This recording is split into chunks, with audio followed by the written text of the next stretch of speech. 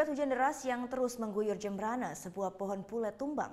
Pohon ini tumbang menimpa sebuah pura Prajapati serta bangunan piasan di Desa Posanten, Kecamatan Mendoyo, Jembrana. Peristiwa tumbangnya pohon pule yang berada di dekat kuburan Desa Posanten, Kecamatan Mendoyo, Jembrana ini cukup mengejutkan warga. Akibat pohon tumbang tersebut, sejumlah bangunan pura di Pura Prajapati serta tembok bangunan piasan serta wantilan pegongan hancur tertimpa pohon tersebut. Diduga pohon yang memiliki diameter sampai 6 meter ini tumbang karena sudah lapuk termakan usia. Menurut Jero Mangku, Pura Dalam Desa Adat Posanten, tumbangnya pohon pule besar ini akibat tidak kuat setelah diguyur hujan cukup lama. Ditambah dengan angin kencang yang menyebabkan pohon ini akhirnya tumbang. Beruntung tak ada korban jiwa dalam peristiwa ini. Kerusakan niki akeh niku. Janten niki padmo niku linggih dokter yang Mojopati, ampun kenten piasane niku tembok nih niku hancur sami.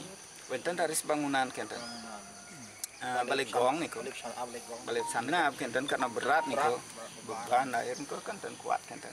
Penyan bunuh kenten kuat. Wenten angin Pak Bibi. Wenten angin. Dan keadaan tenang di bin ke jam 12. Akibat tumbangnya pohon pule yang merusak bangunan pura ini, Desa Adat Posanten mengalami kerugian hingga mencapai ratusan juta rupiah. Putu Wijana melaporkan untuk NET.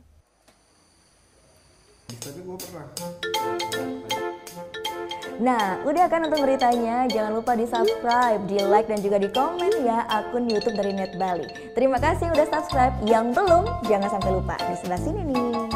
Sampai jumpa.